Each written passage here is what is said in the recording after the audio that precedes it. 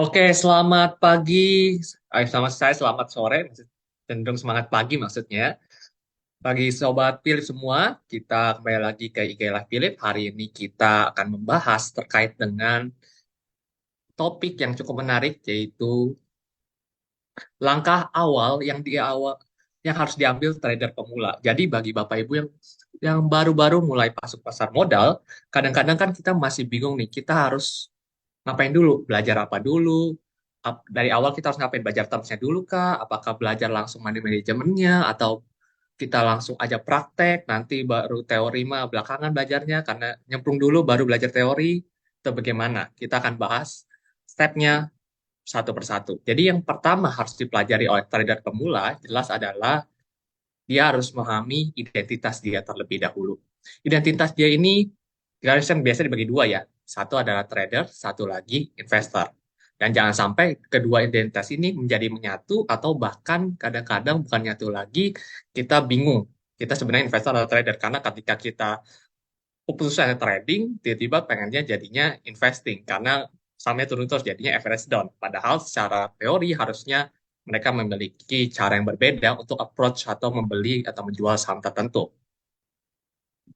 Kalau kita lihat pertama trader, kita akan coba lihat trader dan investor bedanya apa. Jadi kita lihat trader investor terlebih dahulu.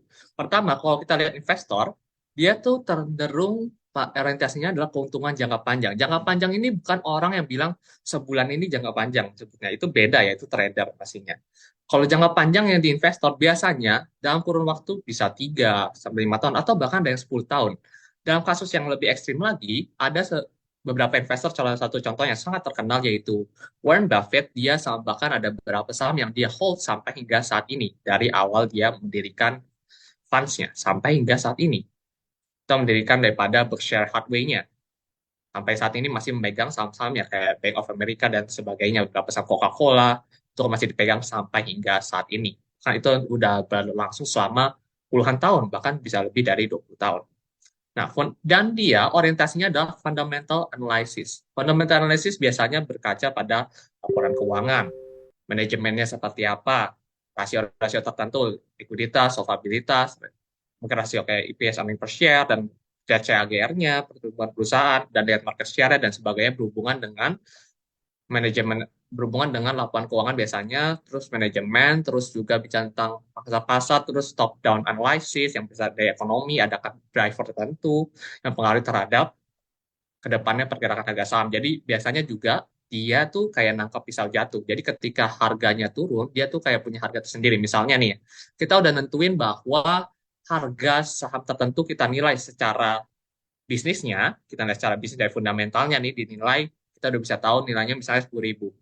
Nah, ketika dia harganya turun ke 6.000 atau 5.000, kita bisa katakan bahwa harganya sedang murah karena di bawah daripada harga normalnya yang biasa berada di harga 10.000 secara bisnis. Kayak kita di pasar aja, kalau misalnya harga telur, biasanya kalau kita sering beli, misalnya telur Omega ya, kalau sering beli per kilo, sering ke pasar itu sekitar harganya 32.000 misalnya, untuk sekarang ini. Harga biasanya telur Omega adalah 32.000. Dan ada suatu ketika telur Omega ini karena kebanyakan ada faktor tertentu di pasar dia udah turun ke harga 20.000 ini misalnya ya, turun ke harga 20.000. Kita bisa bawa bilang dia lebih murah jauh, hampir 30% lebih daripada harga biasanya. Dan kita ketika melihat seperti itu dan kita tahu bahwa suatu saat dia akan kembali lagi, asumsinya biasanya suatu saat dia akan kembali lagi ke harga normal yaitu di 32.000 dan kita bisa memiliki pilihan untuk menjualnya di harga 32.000 ketika harganya sudah mencapai kembali ke harga 32.000 ya kita beli di 20.000 jadi di bawah harga pasarnya jadi kayak nangkap pisau jatuh jadi ketika harga turun turun turun kita mulai akumulasikan di dalam harga tertentu yang udah kita incar yang dimana kita tahu itu di bawah daripada harga nilai pasarnya. Ada beberapa investor yang bahkan pakai 33% margin of safety ataupun margin of safety itu kayak harga diskonnya tadi 30%, kalau 3% atau bahkan sampai 40% baru melakukan pembelian. Itu tergantung daripada masing-masing investor. Aja juga yang beli di harga wajarnya persis karena dianggap bisnisnya bagus dan akan terus growing ke depannya, dan dengan asumsi itu mungkin akan bertambah nilainya setidaknya lebih tinggi daripada intrinsic value yang dinilai.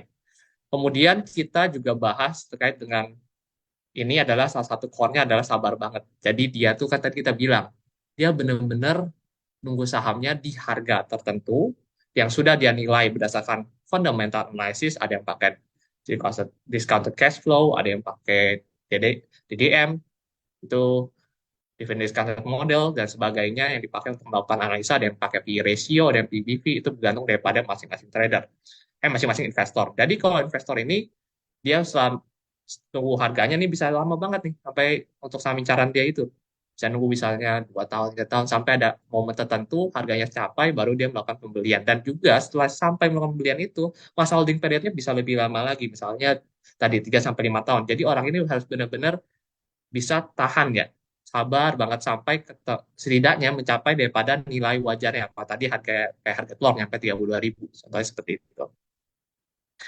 Kemudian kita bicara tentang trader. Trader itu jelas yang membedakan dengan antara trader dan investor adalah keuntungannya, di mana dia keuntungannya didapatkan biasanya dalam jangka pendek.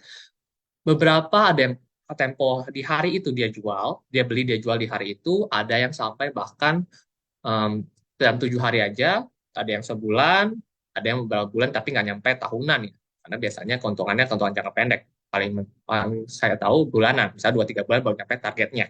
Nah, dasar daripada keuntungan jangka pendek ini biasanya beda. Kalau tadi fundamental kita lihat laporan keuangan, kita lihat manajemennya, kita lihat brandnya, kita lihat adakah faktor ekonomi atau kebijakan pemerintah yang mendukung terhadap perusahaan tersebut. Ini kita nggak memperhatikan itu sama sekali, cenderung menggunakan technical analysis. Technical analysis bicara tentang kita melihat pergerakan harga di pasar yang membentuk pola-pola tertentu dan biasanya berulang yang bisa digunakan sebagai prediksi arah harga ke depan. Salah satu contohnya misalnya ada beberapa kali kasus sebelum terbentuk kayak pada hari ini saham perbankan sebelum bahkan terjadinya kenaikan itu ada pola tertentu yang terbentuk seperti falling wedge atau yang di saham PBCA falling wedge atau bullish flag terbentuk di sana sebelum terjadinya gap up yang terjadi pada hari ini. Itu ada indikasi biasanya cenderung mengalami penguatan ketika terbentuk pola tertentu di suatu saham. Itu satu contoh dari technical analysis. Jadi ada pola tertentu yang kita tahu, yang sudah ada berulang, kita ada lihat kejadiannya setiap kali terbentuk pola itu, dia akan cenderung mengalami penguatan. Jadi kita prediksikan berdasarkan probability. Dia di misalnya 70%, dia biasanya kalau pola ini mengalami penguatan seperti itu. Jadi biasanya kita ambil berdasarkan daripada pola pergerakan harga, bukan daripada kayak misalnya kayak tadi daripada laporan keuangan itu tidak diperhatikan sama sekali di technical analysis ini. Kemudian kita juga konsepnya tadi kan nangkep pisau jatuh. Kalau ini kita nggak pakai nangkep pisau jatuh. Kita konsepnya adalah mencari tren, saham yang trending. Atau kalau kita bisa bilang saham-saham yang bergerak dalam tren bullish atau tren mengalami kenaikan. Kita cari yang trennya benar-benar dalam kenaikan. Identifikasinya pun banyak. Bisa pakai EMA ataupun pakai beberapa indikator tertentu yang untuk mempelajari yang untuk mengidentifikasi trennya yang cenderung bullish. Jadi kita nggak bakal nangkep tren yang cenderung turun kayak tadi, nangkep pisau jatuh. Kita nggak bakal cenderung nangkep pisau jatuh nih. Kita ngelihat aja saham yang sedang bergerak memantun naik ke atas. Karena itu salah satunya yang biasanya bisa bertahan sampai ratusan hari. Contohnya saham perbankan beberapa, bahkan tahun-tahun sudah bergerak dalam tren di weekly-nya atau monthly-nya masih bergerak dalam tren bullish dan belum terjadi reversal hingga saat ini.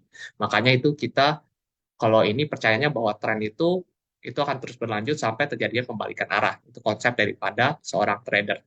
Dan ketika kita bilang ini, kita lebih suka trading itu karena apa? Karena keuntungan mungkin lebih berasa, lebih kelihatan, dan nggak nunggu lama. Orang yang suka kayak gitu, orang yang kurang sabar lah intinya. Jadi pengen yang lihat, oh ini udah realize profit sekarang nih, di hari ini. Atau kalau skala per kolo misalnya, dalam hari ya 7 hari, seminggu lah maksimum, ataupun dalam 3 bulan aja deh. Karena kalau itu kelamaan menurut saya kayak nggak ngerasa dapat untung, misalnya seperti itu ya. Dia lebih suka perputaran duitnya tuh benar-benar kelihatan dalam tempo waktu yang lebih singkat. Itu salah satunya yang membedakan. Dan jangan lupa, jangan sampai kalian tiba-tiba ketika sudah menetapkan, ketika saya masuk ke saham A, karena alasan teknikal, atau kita bisa bilang kita sebagai seorang trader, jangan tiba-tiba karena fundamental, tiba-tiba jadi average down. Antara pas sudah stop loss-nya atau pembatasan resiko harusnya jual dalam keadaan rugi, tiba-tiba jadi average down, jadi investor karena sahamnya turun. Nggak pasang stop loss, dibiarin terus turun, dan turunnya ke kejauhan, udah kita average down aja. Karena beberapa kasus yang terjadi ketika kita melakukan itu, ketika kita average down, ternyata sahamnya downtrend, downtrend, downtrend terus ratusan hari. Yang terjadi adalah nanti modal untuk trading di saham berikutnya nggak ada, realize loss-nya makin banyak. Nanti ke depannya kalau misalnya mau dilakukan sell on weakness, ataupun kalau nggak di sell on weakness pun perubahan tren itu nggak terjadi dalam 1 2 hari tiba-tiba jadi perubahan tren karena butuh waktu mingguan atau bahkan ratusan hari. Itu yang terjadi di pasar modal.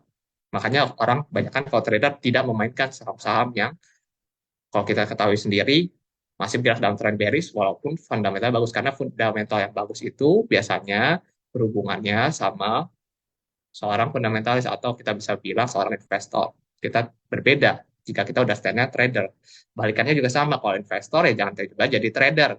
Kalau tiba-tiba jadi trader, gimana ceritanya? Tiba-tiba kita jual, tiba-tiba ternyata nyampe intrinsic value-nya jauh. Kemudian menyesal, terus kemudian beli lagi di intrinsic value, di lebih dari intrinsic value-nya. Berharap itu naik. Nanti jadinya acak-acakan portofolionya, hasilnya pun nggak jelas. Karena identitasnya pun kita nggak bisa bedain. Kita pun kadang tiba-tiba jadi trader, tiba-tiba jadi investor. Kemudian kalau kita jadi trader, kita tahu kita karena bisa jatuh, terus kita pengen keuntungan jangka pendek, jelas kita juga harus mempelajari istilah-istilah dalam trading. Kalau bicara tentang trading, istilahnya banyak banget di technical analysis ini.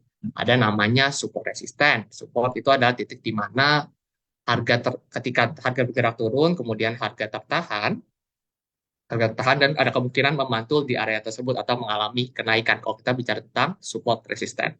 Nah, kalau support ini ketika memantul ada mengalami kenaikan, dan ketika support itu jebol, kita akan berasumsi bahwa dia akan turun ke support berikutnya atau bergerak melemah ke titik yang lebih rendah. Kebalikannya dengan resisten adalah terjadi ketika harga naik dan harga tertahan di atas. Ketika harga tertahan di atas, kemudian dia mengalami pemantulan, pemantulan yang ke bawah, tertahan gitu ya, jadi terjadi koreksi atau penurunan harga ketika harga naik. Nah, itulah terimanya titik resisten, jadi titik penahanan, tapi dia di bagian atas atau di bagian bawah. Tapi kalau titik resisten tertembus, itu kebalikannya kayak tadi. Kalau resisten tertembus, artinya ada peluang naik ke resisten berikutnya atau mengalami kenaikan harga. Lebih lanjut daripada resisten yang pertama, lebih tinggi jelasnya. Kemudian adalah yang perlu dipelajari selanjutnya adalah Dow Theory. Dow Theory ini sebenarnya yang kita tadi udah bahas di awal teman-teman terkait dengan trading. Trading itu kita mempelajari, intinya dari Dow Theory adalah kita percaya bahwa itu adalah efficient market teori, di mana kalau semuanya itu kayak informasi-informasi kayak fundamental dan sebagainya itu sudah terrefleksikan di dalam suatu pergerakan harga. Jadi udah fair price lah di sana pergerakan harga di market percaya itu, dan dia juga percaya bahwa price action is repetitive. Jadi kayak kita percaya bahwa pergerakan harga itu suatu saat akan bentuk pola-pola tertentu yang berulang dan akan menghasilkan kejadian suatu saat kejadian yang sama. Jadi berdasarkan daripada pergerakan harga, makanya kita bisa proyeksi dia akan sampai kemana karena polanya berulang. Nah, itu berdasarkan rasio kah atau berdasarkan Fibonacci kah, itu bergantung daripada masing-masing trader. Kemudian kita harus belajar juga apa yang namanya trend dan oscillator. Kalau bicara tentang tren, itu kita bicara tentang pergerakan harga cenderungnya ke arah mana. Ya, cenderung naik kah, cenderung turun kah, atau cenderung bergerak stagnasi. Kalau bicara tentang tren naik, ya jelas kita bicara orang-orang pada bilangnya tren bergerak dalam bullish. Ketika kita bilang pergerakan bergerak dalam tren turun atau tren cenderung menurun, pergerakan di itu biasa orang sebutnya bilang trennya bearish. Tren bearish yaitu cenderung turun, turun, turun terus. Jadi kalau lihat saham misalnya lihat line chart ya, line chart atau grafik garis, kelihatan begini, turun, terus, turun, itu biasanya bearish. Kalau bullish kebalikan, zigzag ke atas. Nah, stagnansi bisa tentang sideways. Jadi kayak kalian lihat trotoar lah ya, kayak bentuknya kayak gini, persis. Kemudian zigzag, zigzag, zigzag gitu kan. Kayak gitu, zigzag, zigzag, zigzag. Jadi dia tertahan di dalam satu range kotak yang sama. Pergerakannya 660 sampai 680, 660 sampai 680 bergerak dalam range tersebut terjebak dalam waktu yang periode cukup lama. Misalnya kadang-kadang ada yang bisa berjalan sampai 2-3 minggu, ataupun bahkan bisa lebih dari itu ya, ada yang sampai bulanan, tergantung dari time frame yang digunakan. Beberapa saham ada yang terjadi pergerakan seperti itu. Biasanya yang dihindari itu yang sideways sama bearish itu jauh dihindari. Biasanya orang cari yang saham yang trending atau bergerak dalam trend bullish. Nah, indikator ini kita bicara tentang misalnya indikator tren ataupun yang bisa kita pasang-pasang di chart. Contohnya kayak exponential moving average, simple moving average, ataupun indikator lainnya yang kita bisa pakai. Line chart pun kita bisa pakai alert juga termasuk indikator.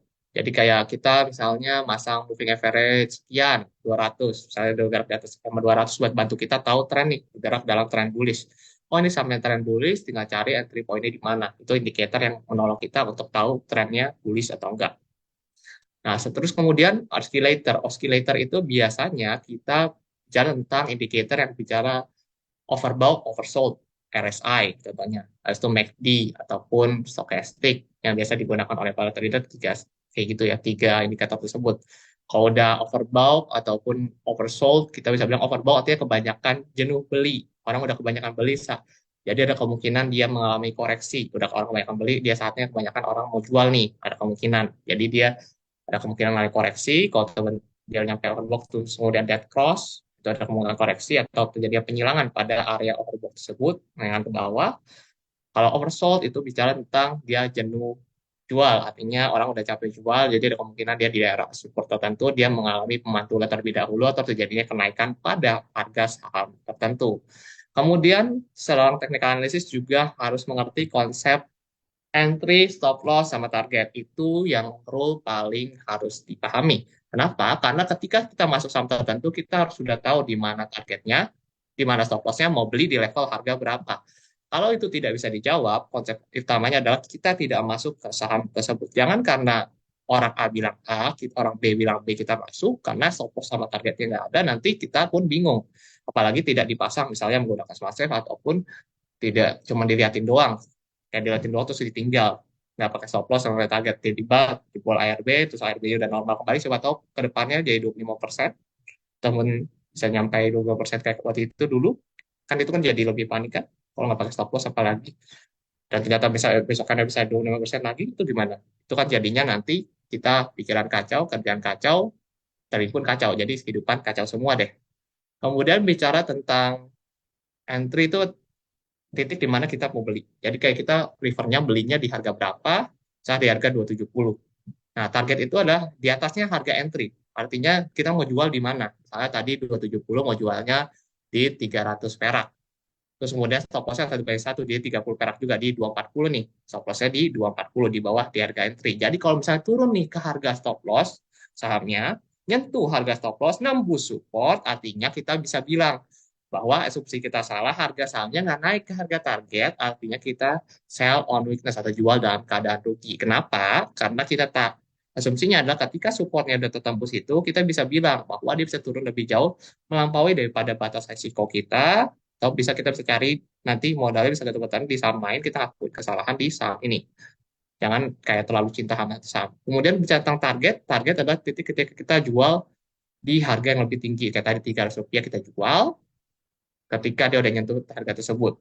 Kalau naik lebih tinggi gimana? Itu namanya ya udah mau diapain, karena itu udah di luar daripada apa yang kita kita kontrol, kan berdasarkan daripada titik rasio yang udah kita tentuin di awal. Kalau misalnya dia lebih tinggi ya mau gimana lagi, itu namanya risiko trading ya. Kalau stop loss juga kan bisa jadi setelah stop loss tiba-tiba naik, itu juga bisa kejadian, tapi kan namanya kita membatasi resiko yang terjadi. Kemudian kita bahas juga kalau analisis, kita harus mengerti strategi apa yang kita gunakan. Ada yang breakout, pattern, sama buy on weakness. Kalau pattern itu maksudnya kayak chart pattern ataupun kita candlestick pattern, bicara tentang itu ya.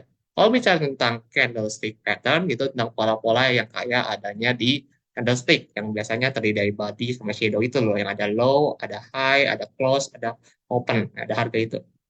Nah, ketika ada pola misalnya hammer, inverted hammer, pola sidebar, sidebar, terus kemudian ada pola lagi doji, ada pola dan sebagainya, itu dipelajari dulu nih, itu pola seperti apa dan biasanya work di kondisi seperti apa nih yang terlihat di market. Misalnya kalau doji terbentuk di sekitar area support yang tertahan nih, di area support tertentu, misalnya di harga 200 ada 4 kali kena membentuk candle doji, ataupun dia tertahan di kadang-kadang doji di tertahan terus, biasanya ada kemungkinan mengalami kenaikan.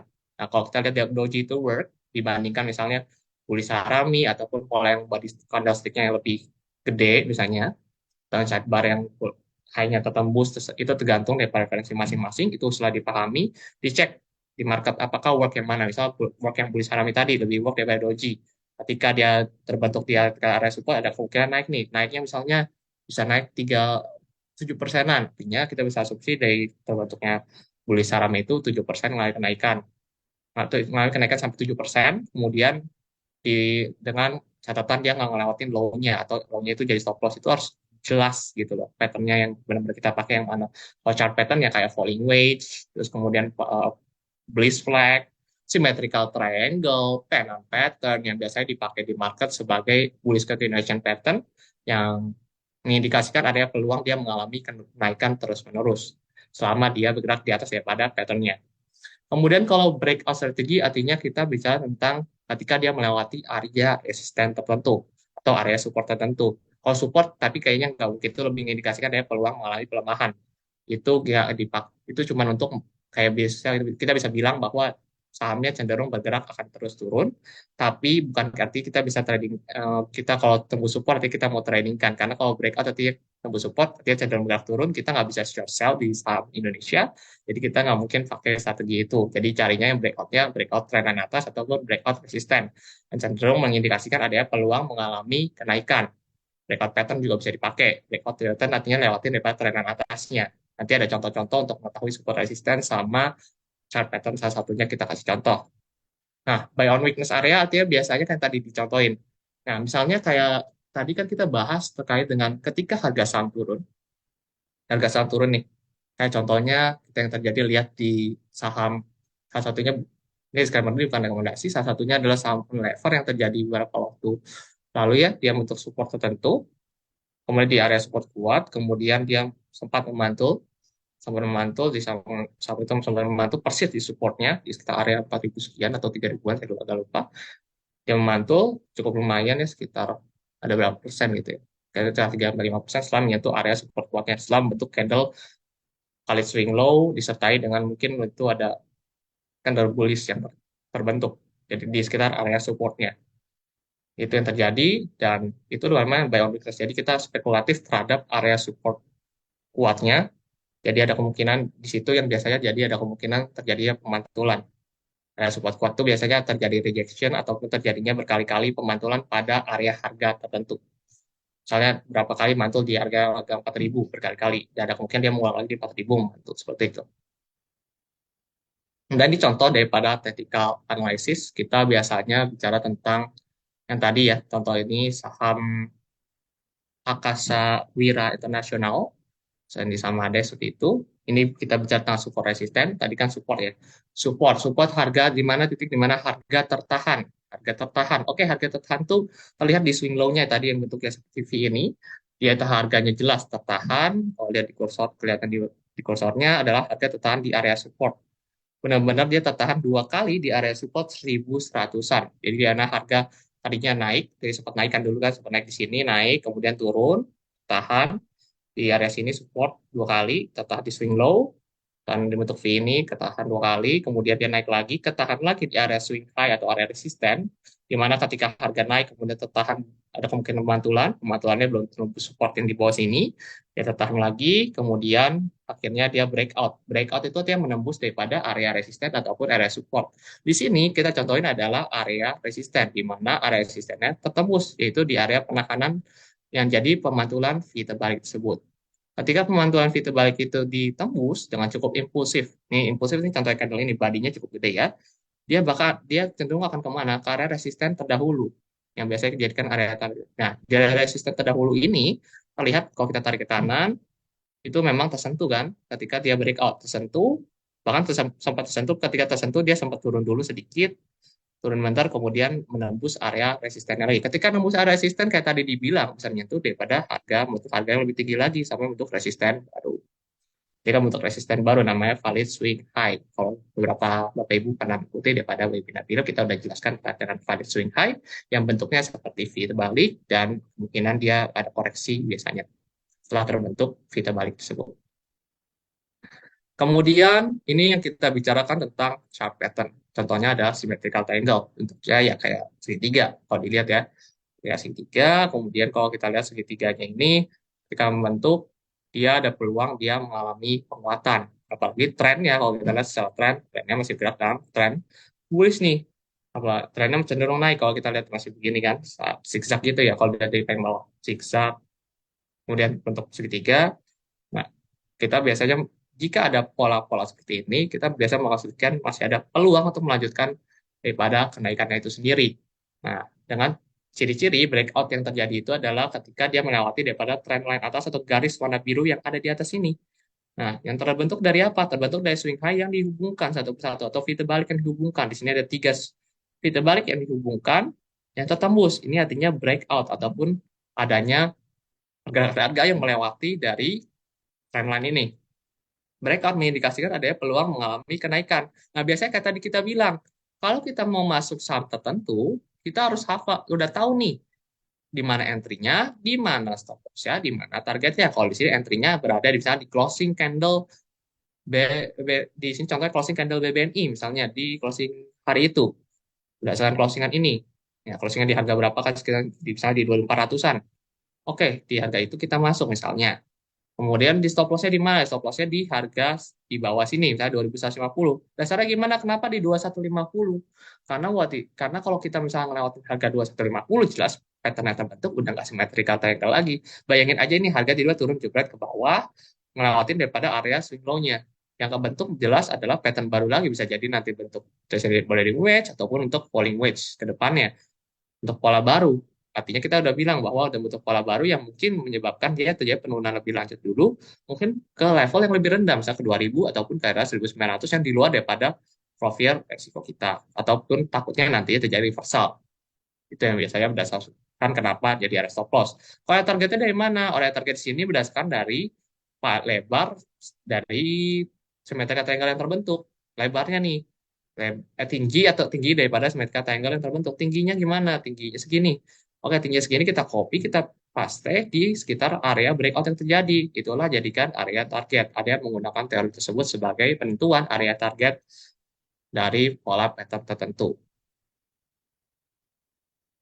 Nah, kemudian itu nantinya kalau nggak tahu itu tersentuh daripada harganya. Dan kalau nyentuh harganya biasanya dilakukan adalah tadi apa taking profit daripada target yang kita sudah tentukan. Kalau bergerak di atas itu ya udah dia apa yang tunggu sampai terbentuknya pola terbentuk baru lagi yang mengindikasi ada peluang untuk mengalami kenaikan. Itu siap dilakukan.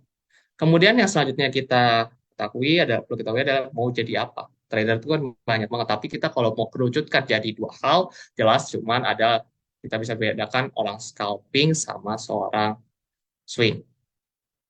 Orang yang umum yang digunakan orang-orang yang umum gitu ya. Scalper atau dia orang swing trader.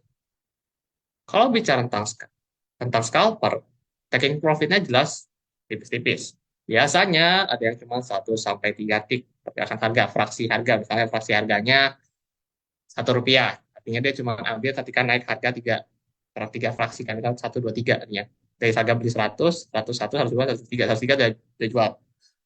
Itu misalnya kayak gitu, 1 sampai 3 tick, ada yang begitu ya. Kemudian juga portofolionya kosong dalam waktu 1 hari. Jadi dia cuma bisa holding cuma 2, 3 jam, mas itu udah kan misalnya.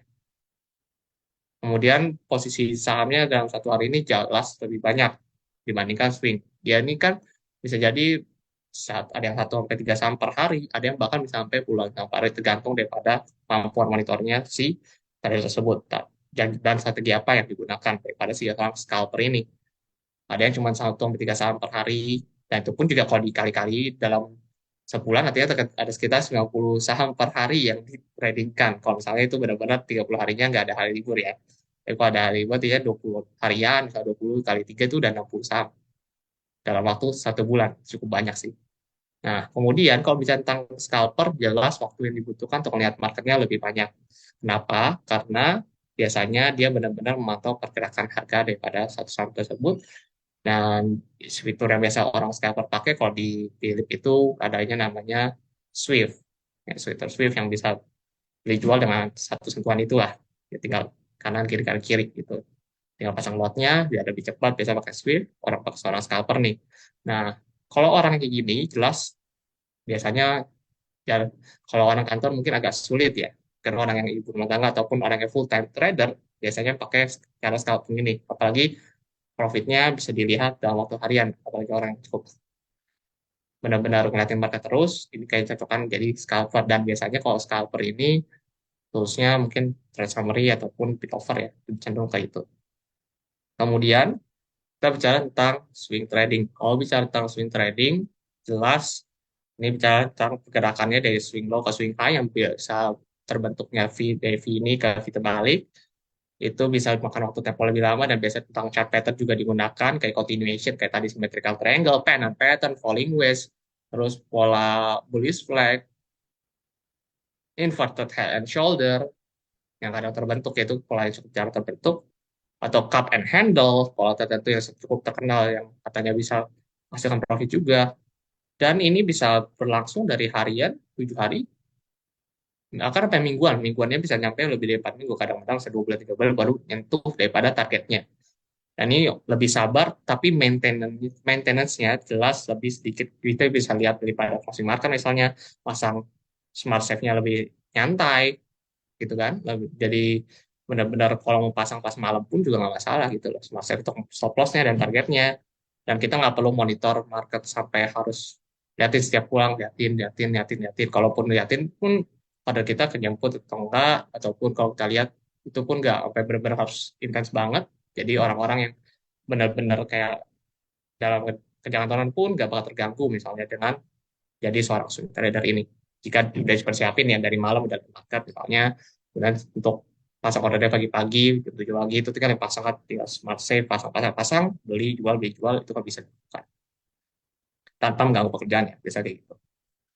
Kemudian pertanyaan yang sering terjadi adalah idealnya modalnya berapa untuk jadi seorang trader.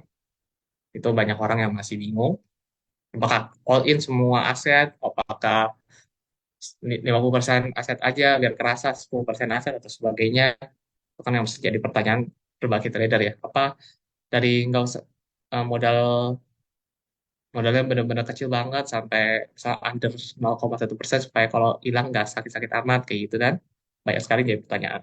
Nah, biasanya ini kan masuk ke investasi yang cukup, kalau kita bisa bilang, cukup beresiko lah ya. Untuk jadi seorang trader itu kan kita bisa aja kehilangan uang, benar-benar kehilangan uang di market sampai mungkin kalau kita bisa bilang sampai benar-benar hampir ludes lah daripada hartanya. Misalnya kalau turunnya 95%, nanti kan tinggal 1% untuk balikin ke 100%-nya itu katanya butuh berkali-kali-kali. Tadi kan. Kalau misalnya turun 50% aja nih, turun 50%, nanti kita butuh 2 kali usaha kan. Nah, turun dari 99%, dia butuh berapa tuh? Dia kan tercisa 1%, berarti udah 100 kali lipat usaha untuk nyampe ke BEP-nya. Itu kan artinya cukup berat kan? Bukan sesuatu yang mudah untuk dilakukan, ngedoubling uang sebanyak itu. Ya, dianggapnya udah sampai kemungkinan hilang lah. Nah, kalau biasanya risk investment ataupun investasi yang beresiko, itu yang digunakan adalah dia menggunakan aturan kurang dari 10% total net asset ataupun total daripada modal. Jadi kita udah kurang aset sama kurang liabilitas, tuh. Terus kita lihat liabilitas ataupun utangnya, liabilitas aset apapun lah kita hitung. Saya yang lancar aja sih, kalau saya yang lancar, misalnya dalam setahun bisa di liquid ataupun dicairkan, misalnya kayak cash, ataupun ada pasar uang yang cukup bisa di total nih ya, dari total yang gitu-gitu, dan total hasilnya 100 juta nih. Kalau lihat nih total 100 juta. 10% itu 10 juta. Maksimum, maksimum ya, dia katanya maksimum 10 juta yang dipakai buat dana tradingnya. Kalau hilang 10% mungkin masih bisa, umpama ya, masih bisa diusahakan untuk mencari lagi untuk 10%. Ya, kayak ini risk investment biasanya aturan kurang dari 10%. Berapa buku itu bilangnya kurang dari 10%. Jaga-jaga kalau misalnya ternyata ini gagal, kemudian hilangnya itu cuma, ini jadi pembelajaran yang pertama, masih ada modal untuk melakukan yang kedua kalinya 10% dari sisa 90 juta misalnya, kalau masih mau jadi seorang trader. Nah, itu makanya dimaksimumin 10 juta. Ada yang bisa under, ada yang bahkan lebih konservatif, 5%, artinya 5 juta dari total net asetnya. Misalnya seperti itu. Yang digunakan sebagai dana trading. Jadi kita nggak benar-benar uang dingin yang kita kalau hilang tuh nggak was-was banget tuh. Kalau misalnya was-was ketika trading, jelas jawabannya adalah kita akan melakukan banyak sekali namanya early cut loss atau early cut profit. Karena kita panik ketika harga tidak bergerak fluktuatif, tiba harga naik 80%, harga naik turun 10%, harga naik 50%, baru kena stop loss. Itu nanti biasanya panik, dan biasanya ada opportunity cost yang hilang. Ternyata harga yang tadi bergerak fluktuatif turun 5% doang, terus saya cut loss, ternyata tiba-tiba setelah itu dia naik 10-20%, itu targetnya. Kejadian seperti itu sering terjadi di trader maupun trader pemula maupun trader yang baru-baru, trader yang udah mungkin nggak pemula lagi, dan itu kadang-kadang masih terjebak dalam euforia tersebut. Jadi apalagi pakai uang panas, itu pasti terjebak dalam psikologi tersebut, dan kemudian dananya habis karena bukan kesalahan trading, strategi tradingnya, tapi kesalahan daripada psikologi tradingnya. Kemudian seorang trader harus punya apa lagi? Harus punya namanya paham nih ya, trader pemula harus paham tentang trading plan. Sebuah trading plan adalah yang bicara tentang entry, stop loss target, dan juga bicara tentang bagaimana seseorang percaya bahwa ini memiliki kemungkinan mengalami kenaikan berdasarkan daripada asumsi yang sudah dites sebelumnya. Kalau kita bicara misalnya kayak gini, kita menggunakan strategi atau asumsinya tadi adalah strategi buy on weakness ataupun strategi breakout chart pattern misalnya. Jadi salah satu deh misalnya chart pattern.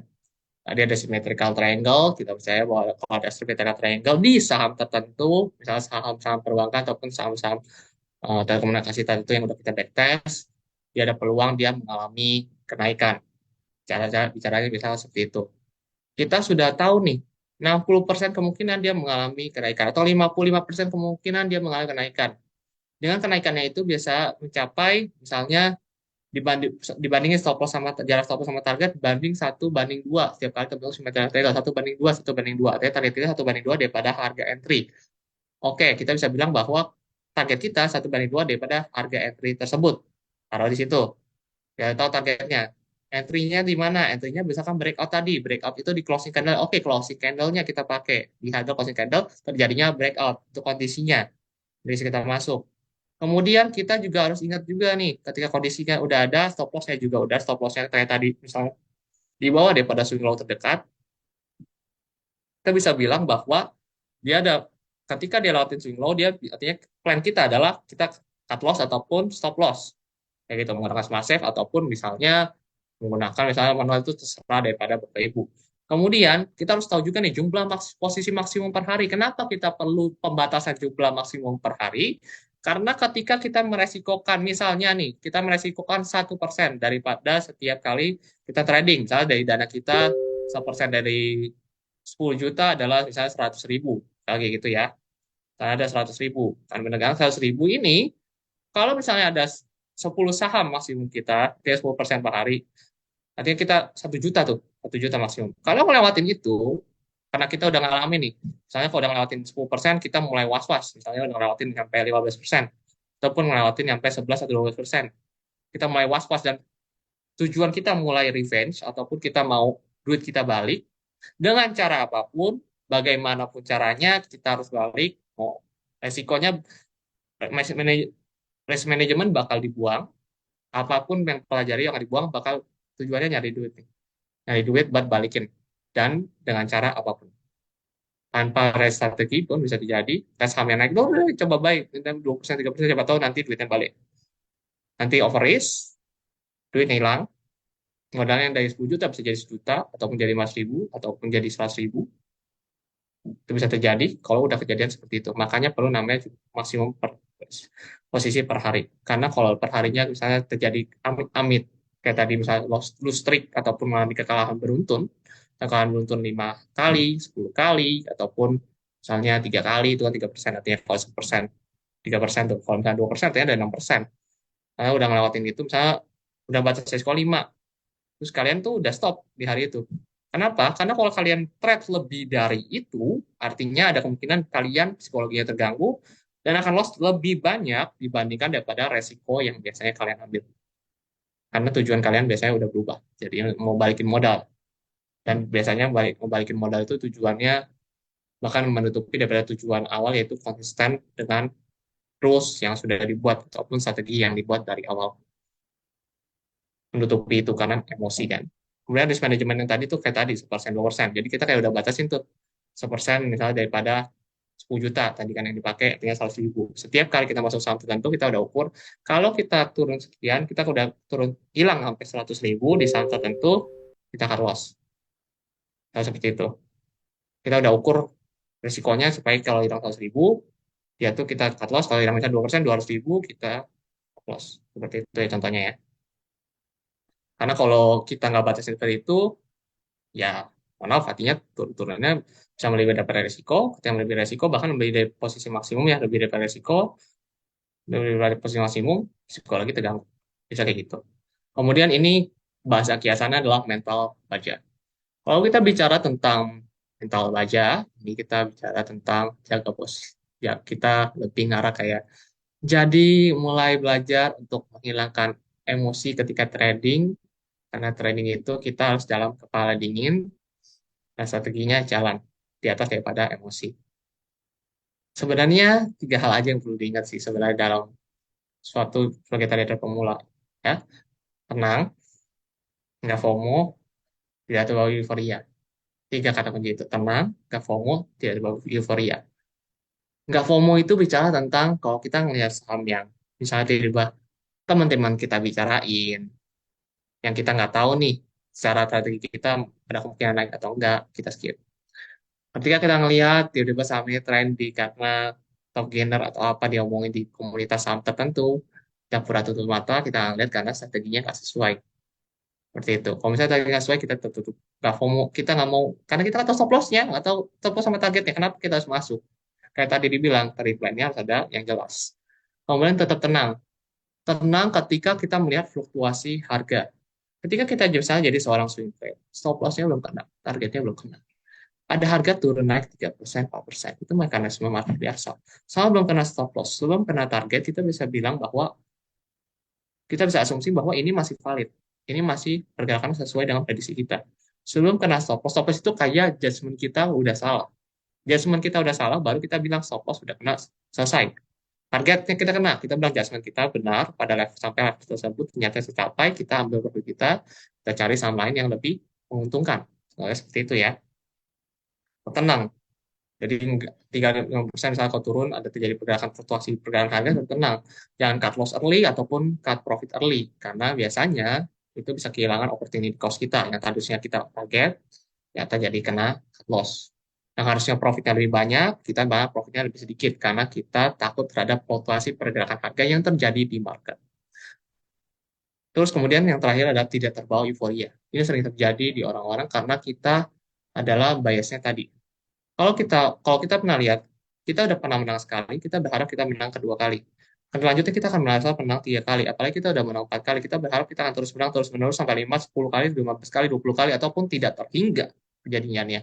Kita tidak terhingga kita bakal menang. Sama gitu. Yang terjadi kalau misalnya seperti itu adalah ketika terjadinya kebalikan, kebalikan tiba udah kena 10 kali menang nih, normalnya. Tapi kadang-kadang kan tidak hanya winning streak menang, winning streak kalah ya jelas ada juga di market. Ketika losing streak 5 kali, dia 2 kali udah mulai goyang di market, kepala mulai sakit 3 kali, udah kita bakal kalah lagi kayaknya. Gua skip lah, aku skip lah yang ke teringan keempat, aku skip lah yang teringan kelima, di mana teringan keempat kelima itu adalah yang bisa nutupin daripada loss yang 3 kali kalah, tidaknya BP 45 di skip, terus teringan keenam di skip lagi, itu kita menang, udah balik nih, udah bakal untung, udah baik modal untung nih, tidak untung. Jadi yang ketujuh dia skip lagi, menang. Dia skip, dia cuma liatin aja, dia skip, oke skip, nanti aja deh, ke 8 ini menang, udah untung nih, ke 8 kalah, dia masuk di 8 itu. Emang akunya aja ini nggak jago trading ini, padahal kan sebenarnya akunya aja nih yang misalnya mohon maaf kayak kurang beruntung misalnya gitu, padahal ini karena dia ngelewatin kesempatan yang datang ini. Kenapa? Karena dia trauma, takutnya berulang lagi kalahnya. Euforia, kalau euforia kan terbalik. Kalau ini dia trauma. Ini kebalikannya, dia trauma karena sudah ngamen 3 kali kalah. Takutnya besoknya kalah lagi. Padahal belum tentu. Padahal hasil daripada backtestnya atau hasil daripada ngelihat pergerakan market nggak kayak gitu. Tapi dia ngerasa pola itu akan berulang lagi. Jadi itu opportunity cost-nya ada hilang. Entah kayak gitu ya, nanti jadinya dia ngerasa kalau market itu selalu against dia, selalu melawan dia. Kayak gitu deh. Kemudian kesimpulan dari semua ini apa? Pertama, jadi seorang trader jangan kebalik-balik, jangan identitasnya ganti-ganti. Kita tadi udah jelasin investor, kita jelasin trading. Jangan nangkep bisa jatuh ketika jadi seorang trader. Ketika jadi seorang investor boleh nangkep bisa jatuh berdasarkan daripada asumsi dia. Dan ketika jadi trader, jangan pernah namanya average down tadi yang tangkap bisa jatuh itu maksudnya average down. Padahal kita kita mau nyari saham yang uptrend. Kita bukan nebak-nebak pisau jatuh deh. Nah, kalau pisau jatuh tuh biasanya kita jarang banget, jarang dapat gagangnya, dapat ujungnya ya kan bakal luka terus lama-lama sakit kan. Fotonya jadi merah banget, darah, merah darah sama seperti tanganmu yang misalnya kalau kena pisau jatuh. Makanya seorang trader biasanya cari saham-saham yang trending dan jangan melakukan namanya investor berdasarkan apalagi asumsinya tiba-tiba asumsinya jadi investor. Tadi masuk trading, asumsinya jadi investing. Ini saham tiba-tiba fundamentalnya bagus nih. Kita average down aja. Kenapa dari awal nggak fundamental? Kalau gitu nggak awal dari investor, kenapa tiba-tiba jadi trader? Terus tiba-tiba pokoknya diyakinkan teman ini emang investing lah, investing banget. Jadinya invest down, totalnya ini saham ternyata bergerak berdasarkan price action benar-benar turun-turun terus. Sedangkan yang investing mungkin entry-nya beda. Saya bergerak lebih turun-turun-turun lagi ke saham lebih turun-turun lagi, tapi dia masih punya kaliber untuk investor, sedangkan Bapak Ibu nggak punya kaliber untuk melakukan hal itu. Bisa jadi kena demikian, dan bahkan bisa jadi nanti nggak reversal tahunnya saham tersebut. Fundamentalnya, ternyata alasan yang dibuat-buat karena nggak mau realize loss ataupun mengakui kesalahan daripada kegiatan trading ataupun adanya asumsi kalah di trading tersebut. Kemudian, trading itu harus di-trade sangat dengan serius. Contohnya kan tadi ada trading plan-nya, ada money management-nya, ada juga namanya lakuin backtest ataupun kita analisa pasarnya, umpama kayak gitu ya. Dan ini bukan gambling.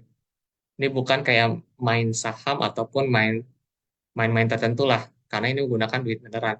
Ketika kita memakai duit beneran, apalagi modal ini benar-benar duit dari pure kita, trade itulah sebagai sebuah bisnis. Mau bisnisnya awal-awal merugi itu wajar, karena kita belajar, tapi setidaknya bisnis itu improving. Dengan melakukan apa? Melakukan backtest dan forward testing. Forward testing itu maksudnya melakukan tes juga di market, di-matchkan dengan backtestnya, apakah hasilnya mirip. Dan juga melakukan evaluasi dicatat tuh. Oh, target tanggal sekian, hasil sekian, terbentuk pola apa, kena TP ataupun kena stop loss. Dan itu mungkin dilihat review setiap bulannya misalnya, kayak gimana hasilnya. Apakah bagus, apakah perlu diimprove, apakah strategi ini work. Jadi lakukan itu seperti sebuah bisnis setelah kalian udah mengenal kalian swing atau scalper tergantung daripada kalian sendiri. Kemudian trading plan yang jelas, kayak tadi kita bilang, bisnis itu ini bisnis bukan gambling, trading plannya harus jelas, entry stop loss targetnya harus sudah ada sebelum masuk. Jangan karena teman ngomong A, jangan karena komunitas A ngomong A, kalian masuk, tapi analisa dulu apakah match dengan strategi kalian. Jika dia cenderung scalping dan kalian cenderung swing, kenapa harus menggunakan melihat rekomendasi dia yang secara jelas kalian bukan ekspertisnya di bidang sana. Contohnya seperti itu. Nah, sampai di sini mungkin untuk sesi penjelasannya, kita akan lanjutkan ke sesi tanya jawab bersama Bapak Ibu. Dan jangan lupa juga bagi Bapak Ibu yang belum bergabung ataupun belum mengikuti daripada media sosial Philip Securities Indonesia ada di Talk to Philip untuk Instagram, Facebook, Twitter, maupun di YouTube-nya. Kemudian untuk Telegramnya kita ada Philip Securities Indonesia Research yang sudah terverifikasi dan bisa diikuti oleh Bapak dan Ibu. Kita akan lanjutkan dengan sesi tanya jawab. Pertanyaan pertama. Halo, apa saja pertanyaan dari Ibu Jenny dilihat? Pertanyaan tentang hal apa saja yang perlu diperhatikan untuk melakukan sebuah scalping. Hal-hal yang perlu diperhatikan jelas adalah mengerti terlebih dahulu tools yang digunakan. Contoh, kalau misalnya seorang scalper ini lebih cenderung misalnya tetap pakai technical analysis ya, di saham-saham misalnya, kebanyakan sih seorang scalper sih di saham yang di bawah 100 perak sih setahu saya ya. Di bawah 100 yang cari 1 sampai 3 tick misalnya ya. Dan kalaupun di saham yang blue chip pun sebenarnya bisa, tapi itu kayaknya pergerakannya paling jarang-jarang yang untuk support kuat, benar-benar support kuat. Itu juga kadang-kadang geraknya dalam 1 2 hari, bukan dalam waktu tempo hari tersebut dia baru dapat pergerakan 1 3 tick. Nah, toolsnya itu bisa pakai kombinasi ya. Pertama, bisa gunain identifikasi support yang jelas terlebih dahulu, yaitu di mana area mantul support kuat, di mana ada misal 3 kali swing low, disertai dengan adanya misal pembentukan candle hammer, misal sebelum bentuk swing low, candle hammer tuh ya, perhatikan, maka besokannya bisa dilihat apakah ada yang terjadinya rebound terhadap area tersebut atau enggak, misalnya seperti itu. Dengan stokastik dia juga golden cross atau enggak. Time frame-nya juga biasanya dipakai time frame apa. Misalnya kalau lebih work misalnya saham-saham di time frame ada yang pakai 30 menit, ada yang pakai 1 jam, ada yang pakai 4 jam, itu tergantung daripada masing-masing preferensi. Itu bisa di backtest dulu oleh Bapak Ibu terkait dengan pergerakannya. Yang biasanya sih dia spekulatif buy on weakness ya, kalau misalnya orang-orang yang seorang scalping. Saya paham, saya sih seperti itu. Jangan sekali yang pakai pattern, karena pattern itu bergeraknya cukup lama dan pembentukannya juga cukup lama juga. Kemudian kita bahas terkait dengan pertanyaan berikutnya, yaitu tentang untuk bikin trading plan, apa saja yang harus dilihat. Pertanyaan dari Ibu Maggie Veronica Evelyn. Oke, terima kasih atas pertanyaannya. Untuk pertanyaan tersebut, yang perlu kita lihat adalah ini dulu, sebentar. Pertama, kita harus nentuin trading plan itu strateginya mau apa. Strateginya mau apa nih? Buy on weakness ataupun chart pattern. Kalau bicara tentang chart pattern, bicara tentang yang seperti gambar yang ini. Sebentar saya menunjukkan. Ini. Kalau bicara tentang chart pattern, kayak gini nih. Chart pattern, oke chart pattern. Chart pattern yang sering muncul di BBE, saham BBN ini apa? Yang biasanya work. Itu harus jadi pertanyaan dulu. Yang biasanya work di saham BBNI chart pattern apa? Ada banyak chart pattern. Falling wedge, symmetrical triangle, pennant pattern, descending broadening wedge, double bottom, terus ada chart pattern, tadi kan ada symmetric pennant pattern, nulis flag itu, dan berbagai macam pattern yang ada dipakai. Dari sekian banyak pattern itu, pattern yang sering muncul di saham BBN itu apa? Itu dapat dari mana? Dapat dari kita zoom out chartnya, kita geser terus chartnya ke historis, misalnya ke 2017, ke 2016, 2015, kita gambar terus-terusan, terus setelah digambar, lihat chart pattern yang sering keluar apa? Oh, yang sering keluar symmetrical triangle kayak yang digambar ini. Oke, sering keluar symmetrical triangle. Maka yang dipakai adalah symmetrical triangle ini sebagai patokan untuk entry. Entry-nya itu berdasarkan apa? Misalnya kita ngelihat setiap kali terbentuk symmetrical triangle dia breakout, itu dia bakal ngalami namanya penguatan. Nih, penguatan kayak candle di situ, penguatannya di sampai segini misalnya. Sampai segede, segede ini misalnya 4-5 tik. Kemudian dia akan turun bentar 3 tik. Biasanya kayak gitu. Kalau itu kejadian gimana? Baru itu turun 3 tiknya kita jadikan sebagai area entry. Karena seringkali turun 3 tik dulu, kita nawar di harga lebih bawah. Misalnya seperti itu ya. Kemudian stop loss gimana? Stop loss itu berdasarkan daripada yang tadi kita sering lihat nih. Yang idealnya gimana? Kalau dilihat secara pattern lihat berulang nih, pattern berulangnya dilihat simetri akan dan bentuk simetri triangle. Ternyata kalau simetri triangle di BN ini kita aman kok taruh stop loss di bawah swing low terdekat. Nah, di kayak di gambar nih, di swing low terdekatnya di pattern aman nih. Ya udah kita tentuin swing low terdekat tuh jadi area stop loss. Target itu dapat dari mana? Target itu setelah kita ukur nih. Ukur berdasarkan apa? Ukur bisa berdasarkan daripada rasio banding stop loss yang target ataupun daripada jarak yang sering terjadi ketika dia nembus area trendline tersebut. Misalnya nembus area trendline-nya, kemudian dia ada naik 10 sampai 15%. Ya udah, patokannya 10 sampai 15% naik itu adalah naik 15% ya, misalnya maksimum 15%. 15% itu ataupun jarak 15% itu jadi sebagai area patokan targetnya. Maka itu yang dijadikan sebagai area target.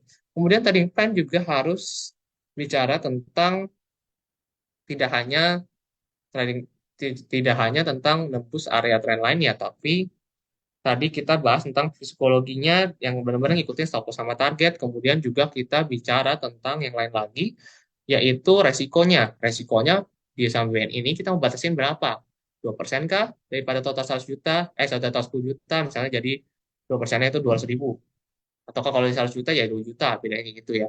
Jadi kalau misalnya sahamnya turun nih, dilihat eh, pertumbuhannya udah sampai 2 juta, itu area stop loss. Kena stop loss harus di benar-benar stop loss itu setelah diukur dan dihitung benar-benar persis kalau kena stop loss misalnya 2 juta. Kalaupun nggak persis, minimal kurang dikit, nah misalnya 1.980.000 dekat-dekat area 2 juta tersebut. Kayak gitu ya contohnya. Jadi benar-benar harus manajemen resiko sama entry stop loss target yang jelas berdasarkan daripada hasil data yang sudah terima. Kemudian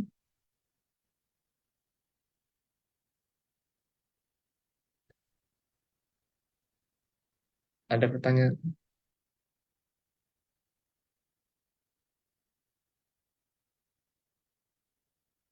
kita lihat dulu.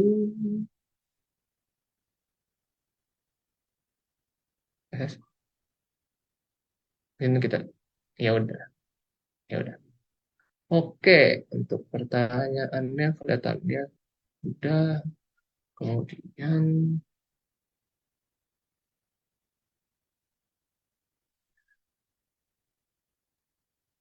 oke, untuk pertanyaan kelihatannya sudah semua ya terkait dengan pertanyaannya.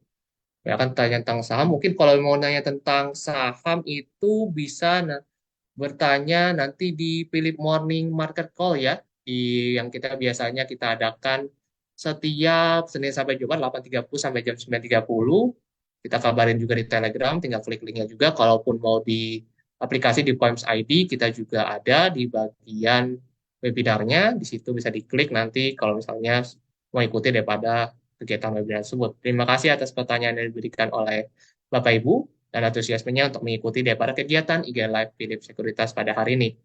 Terima kasih.